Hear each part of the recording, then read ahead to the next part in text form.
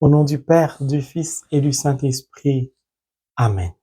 Que la grâce de notre Seigneur Jésus-Christ, l'amour de Dieu le Père et la communion de l'Esprit Saint soient toujours avec nous, chers abonnés, sur vous qui pour la première fois regardez cette chaîne. Si vous y êtes, ce n'est pas un hasard. Le hasard n'existe pas dans la parole de Dieu. C'est le Saint-Esprit qui vous y a conduit, car Dieu veut parler à votre cœur.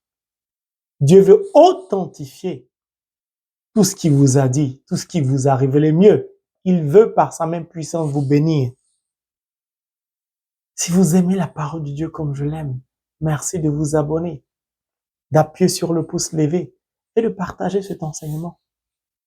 Que Dieu vous bénisse in the name of Jesus Christ. Amen.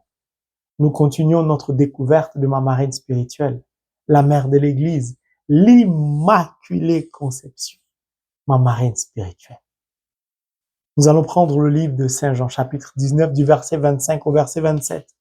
Il dit, et je cite, « Près de la croix de Jésus se tenait debout sa mère, la sœur de sa mère, Marie, femme de Clopas, et Marie de Magdala.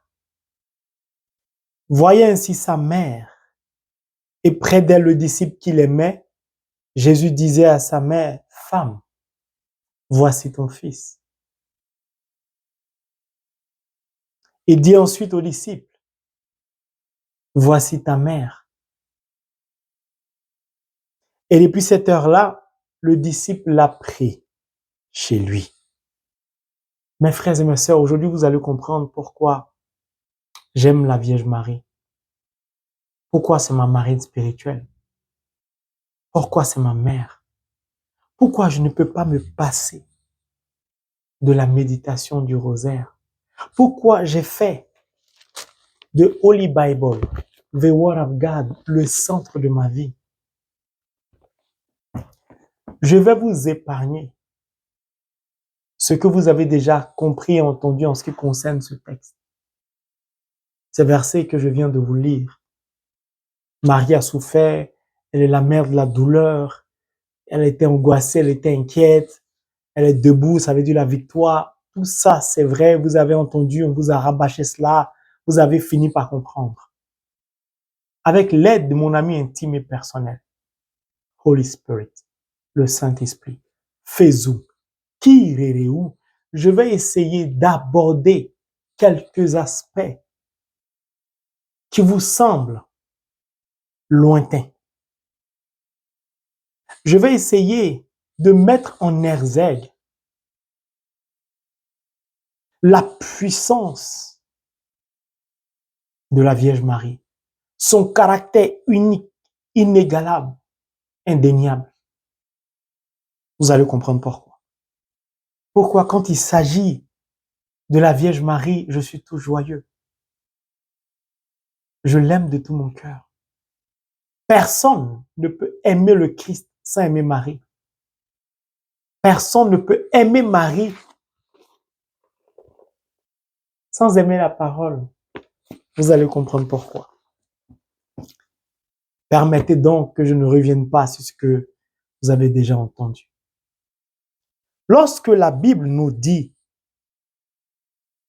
que près de la croix de Jésus se tenait debout sa mère, je ne vais pas vous parler de la victoire, debout, elle est victorieuse, non. Écoutez-moi très bien. Pourquoi Marie est debout au pied de la croix, ou près de la croix? Premièrement, parce qu'elle est fidèle. Elle n'est pas fidèle au Christ parce que c'est son fils, non. Elle est fidèle au Sauveur, d'abord du peuple d'Israël, puis de l'humanité. Marie ne suivait pas le Christ parce que c'était son enfant. Elle suivait le Messie.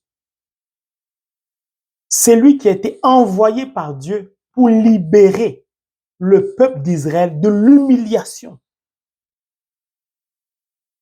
de la souffrance, de la torture, de la mort. Premier caractère de Marie, sa présence indéfectible au Christ, au Messie, au Sauveur de l'humanité. Une présence de qualité. Une présence silencieuse. Une présence qui témoigne de la fidélité absolue à Dieu. Vent contre marée.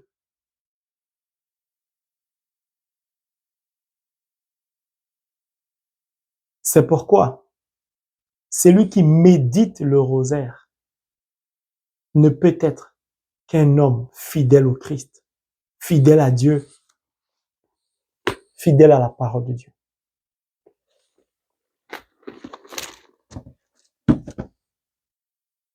Personne ne peut décider volontairement de méditer le rosaire ou le chapelet s'il n'a été au préalable choisi par Dieu.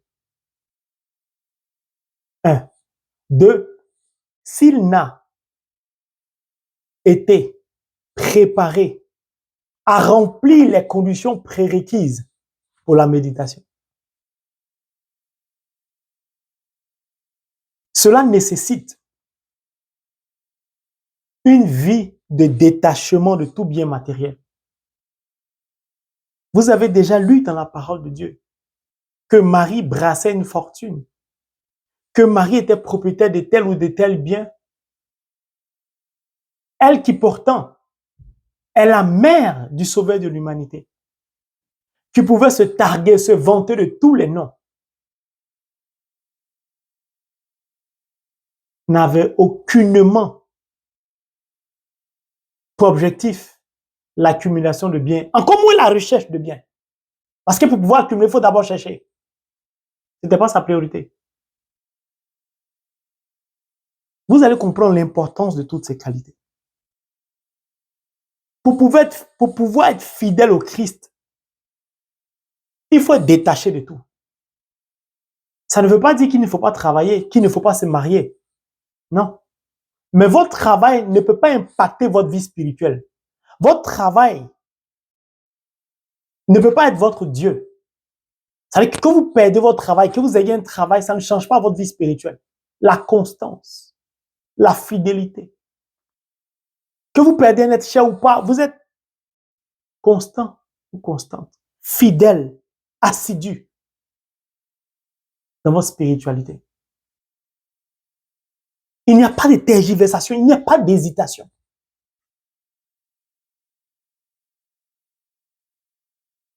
Elle était debout auprès de la croix. Une présence silencieuse. Debout auprès de la croix, au pied de la croix, elle faisait quoi? Elle regardait la croix, elle regardait le Christ, elle regardait son fils. Dans quel état était son fils? Il subissait la mort. Debout signifie, en langage spirituel, surnaturel,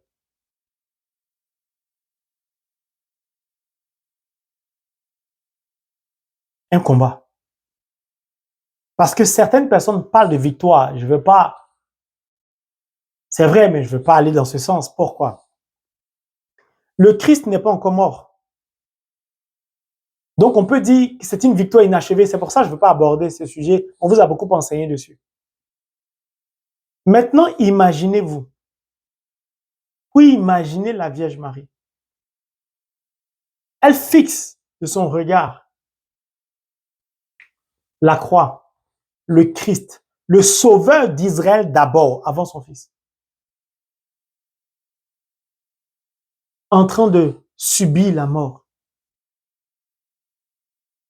Marie combat la mort lorsqu'elle est debout. Je recommence.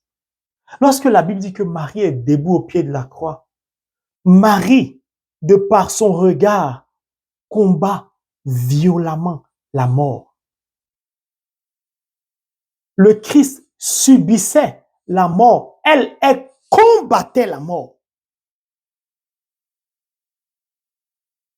Elle affirmait, de par sa présence debout, sa supériorité spirituelle divine sur la mort.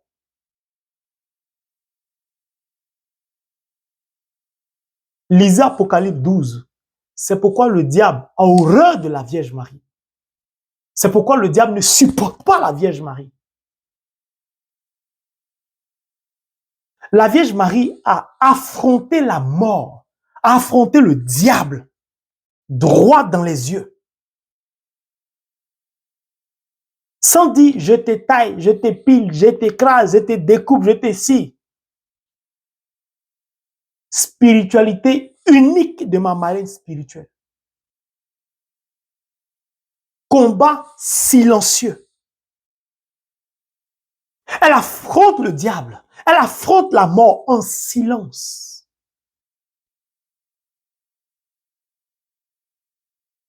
Elle ne vacille pas. Elle ne tergiverse pas. Elle n'hésite pas.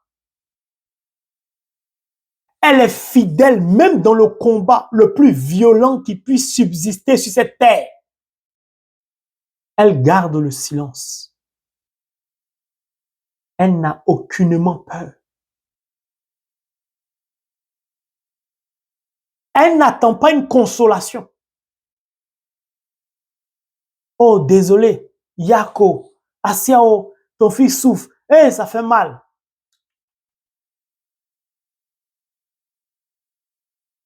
La Vierge Marie ne crie pas de douleur. Parce qu'elle combat, elle ne peut pas crier de douleur.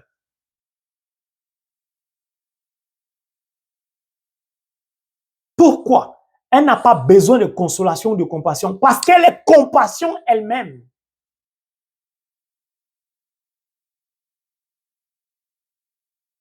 Vous me direz, mais comment elle est compassion? Marie, au pied de la croix, a en mémoire la parole de l'Esprit Saint, la révélation de Dieu, par la puissance de l'Esprit Saint au travers de ce vieillard Siméon, qui lui disait, le glaive, une épée te transpercera.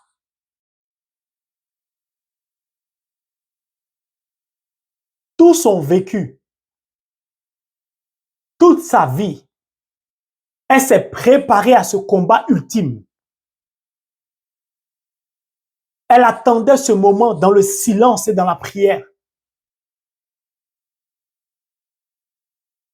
C'est pourquoi je l'aime, ma mère et ma marraine spirituelle. Marie, l'Immaculée Conception, est la préfiguration de tous les mystères cachés de Dieu.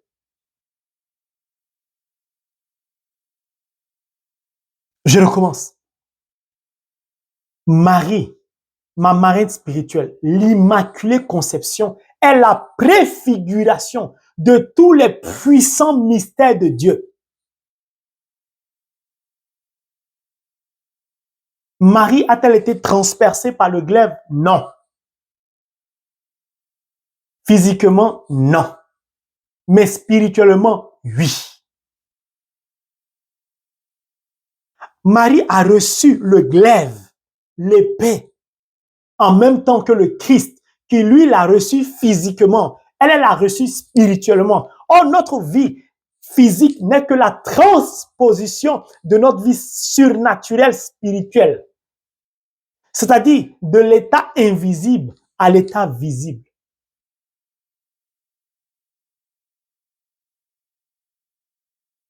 Le Christ, cœur triptyque, amour, miséricorde, compassion. Si l'épée qui le transperce physiquement atteint la Vierge Marie, c'est parce que la Vierge Marie est le bouclier du Christ.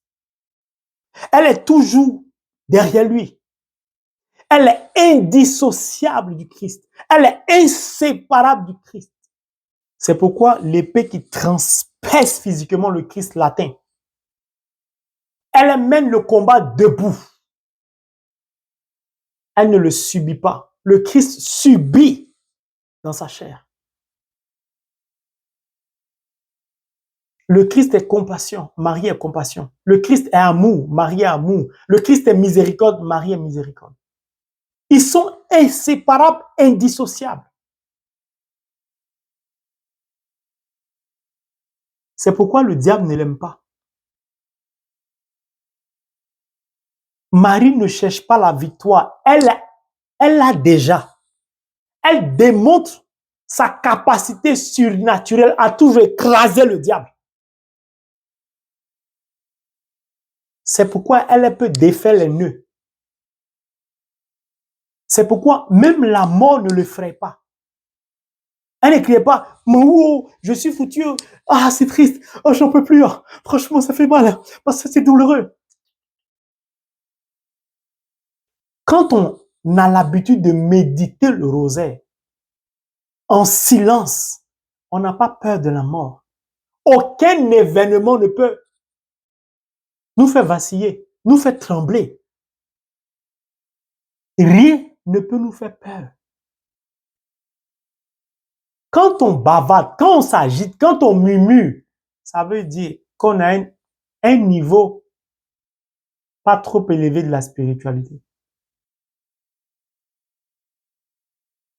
Mon frère, ma soeur, tu vas comprendre pourquoi j'aime la Vierge Marie et tu vas t'attacher à elle. Le diable ne l'aime pas. C'est pourquoi les autres ne l'aiment pas. Parce qu'ils n'acceptent pas cette compréhension surnaturelle. Ils ne veulent pas l'admettre. Mais ce n'est pas parce qu'ils ne l'acceptent pas. Ce n'est pas parce qu'ils ne l'admettent pas que ce n'est pas une réalité spirituelle. Je vous donne un exemple. Ceux qui bavardent beaucoup de la Vierge, sur la Vierge Marie, prenez un parmi eux qui a des enfants, mettez-le là, à droite, mettez son enfant à gauche, tirez sur son enfant, et puis demandez-lui s'il a reçu la balle.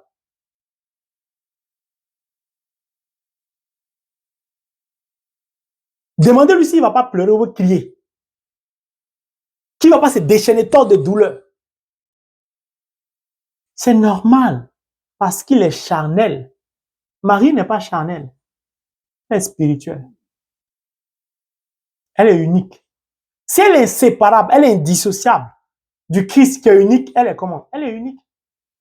C'est-à-dire, si tu n'as pas compris les mystères cachés de la parole de Dieu, ce n'est pas de ma faute. Hein? J'ai pour ami intime le Saint-Esprit. C'est le Saint-Esprit lui-même qui a dit à la Vierge que l'épée va te transpercer. Est-ce que le Christ et Marie sont des jumeaux? Même les jumeaux, là, ils naissent, un vient avant l'autre. Quelques secondes, mais ils naissent pas à la même heure, à la même minute, à la même seconde. Hein? Même les siamons, on ne les sépare pour qu'ils puissent vivre. Elle et le Christ, ils sont inséparables.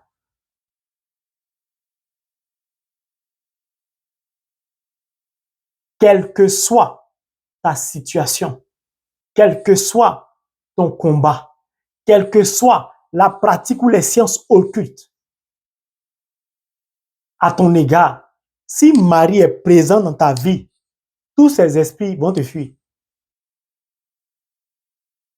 Ce qui dérange le diable, les esprits mauvais, c'est le silence de Marie qui les fatigue. C'est le regard perçant de la Vierge Marie.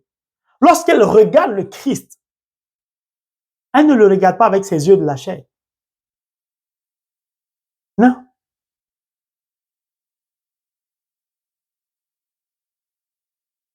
Est-ce que tu es debout quand tu médites ton rosaire?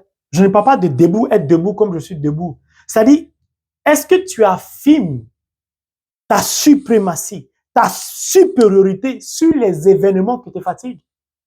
Ou tu te laisses affecter par un deuil, ou tu te laisses affecter par une mauvaise nouvelle, ou tu te laisses affecter par la tristesse, par quelque chose de négatif?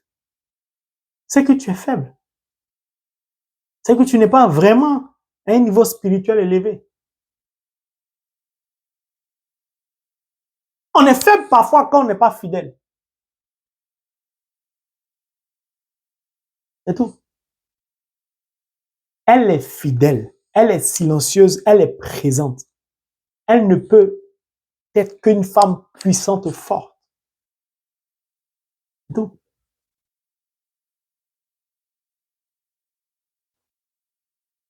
et toi, tu vas m'empêcher de lui demander d'intercéder pour moi, de plaider ma cause.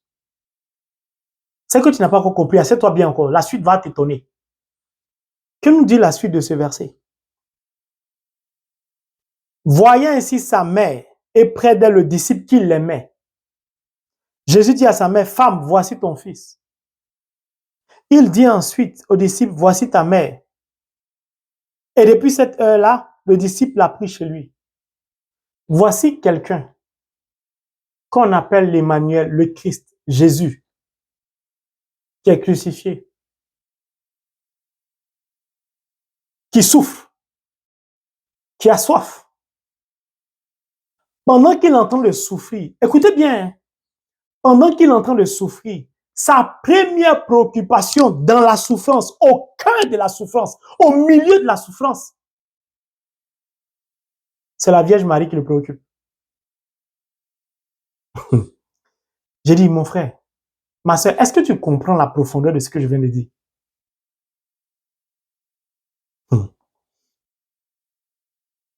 Je recommence. Il est en train de souffrir. Il est crucifié.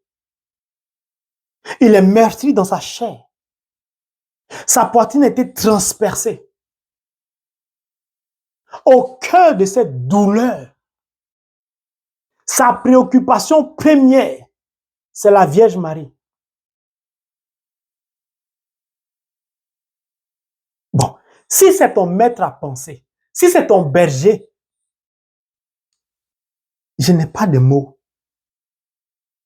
Que doit être ta préoccupation première? Vous savez, c'est difficile parfois d'essayer de faire comprendre à certaines personnes que avec la Vierge Marie, c'est plus que sérieux.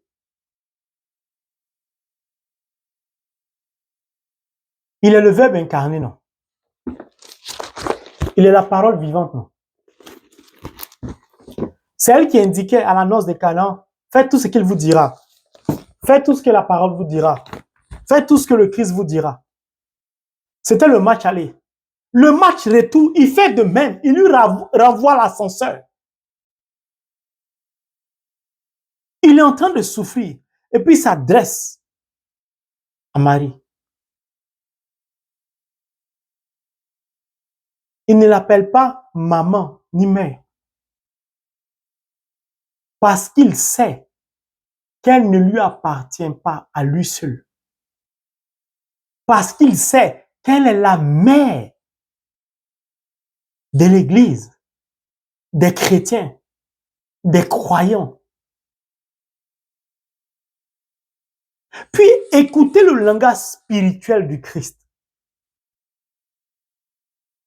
Il dit, femme, voici ton fils. Mais qui est ce fils-là pour Jésus?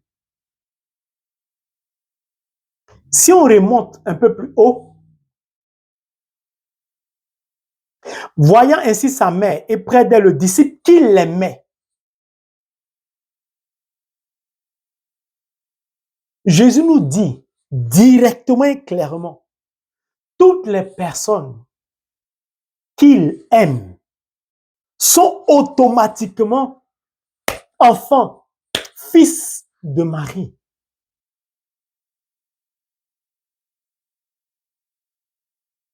Si donc toi tu l'aimes, tu ne peux que accepter la Vierge Marie et prendre la Vierge Marie chez toi. Parce que Jésus sait que si tu l'aimes, tu aimes automatiquement la Vierge Marie. Ça va de soi. Si donc ça va de soi, tu n'as d'autre choix que de la prendre chez toi.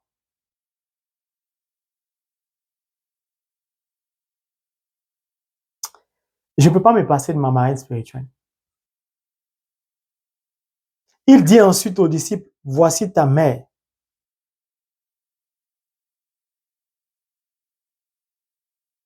Parce que le disciple sait qu'il aime sa mère, qu'ils sont indissociables, inséparables. Il n'a pas besoin de dire au disciple parce que je l'aime. Mais pour le disciple, il précise le disciple qu'il l'aimait. Sans amour, tu ne peux pas entrer en union avec la Vierge Marie. Sans amour, tu ne peux pas méditer le chapelet ou le rosaire. L'amour est donc le centre de tout. Entre toi et Dieu, entre toi et le Christ, entre toi et le Saint-Esprit, entre toi et la Vierge Marie. Mais tout cela a lieu pendant qu'il est en train de souffrir. Si ce n'était pas si important que ça, allait-il avoir pour préoccupation la Vierge Marie? Non.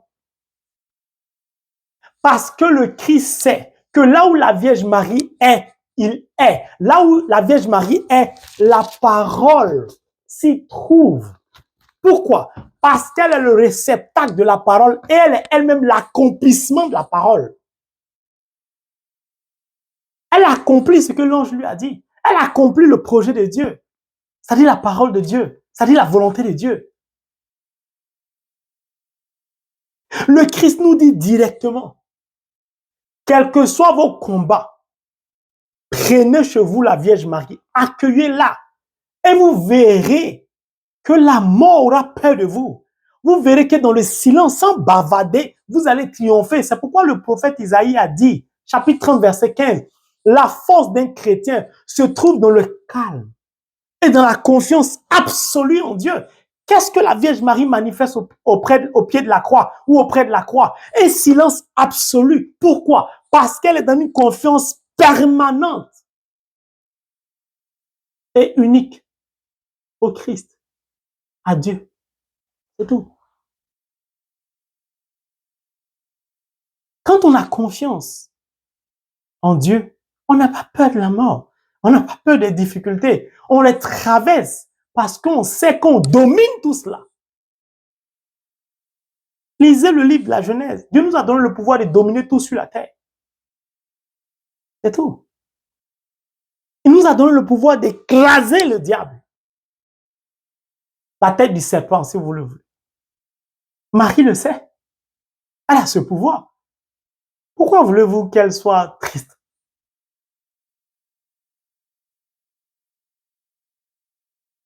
Marie, lorsque tu l'accueilles chez toi, tu as tout eu. Tu es victorieux en tout. Jésus nous dit, cette femme qu'on appelle l'Immaculée Conception est la mère de toutes les personnes endeuillées. Elle est la mère de toutes les personnes qui ont perdu les enfants à l'accouchement, de tous ces enfants violés, de toutes ces personnes victimes, de tous ces enfants avortés, de tous ces criminels, de toutes ces personnes rejetées par la société, toutes ces personnes ridiculisées, injustement jetées en prison. Ce n'est pas Jean qui l'accueille, c'est d'abord Marie qui accueille Jean. Marie est la préfiguration de tout. Elle accueille Jean spirituellement et Jean l'accueille physiquement. Certaines personnes ont dit, Jésus ne voulait pas qu'elle soit seule, mais la solitude fait partie de la vie de Marie. Marie n'a jamais été solitaire spirituellement, puisqu'elle est indissociable du Christ. Mais physiquement, elle vivait silencieusement. Que certaines personnes qualifient ou considèrent de solitaire. Elle n'était pas seule. Jésus n'a pas dit ça parce qu'elle était seule. Non. Tellement elle est puissante, tellement elle a affronté la mort, pendant que le Christ subissait la mort, parce qu'ils sont indissociables. Lorsqu'il y a combat, il y a forcément couronne. C'est pourquoi à la résurrection du Christ, elle ne peut que ressusciter avec lui. Le Christ a été couronné de gloire, elle a été couronnée reine. C'est tout. Vous pouvez compléter reine des cieux, tout ça vous pouvez compléter. Elle est reine. C'est indiscutable pour celui qui a les yeux pour comprendre la parole de Dieu. Mon frère, ma soeur, quand je finis de te dire ça, est-ce que tu peux regarder maintenant Marie autrement? Est-ce que tu comprends la profondeur du chapelet? La puissance du chapelet? Est-ce que tu comprends les qualités que tu dois avoir pour méditer? Silence, présence assidue, fidélité, prière, combat. Marie fixe toujours les difficultés, elle ne les fuit pas. Marie ne murmure pas. Elle combat avec ses yeux.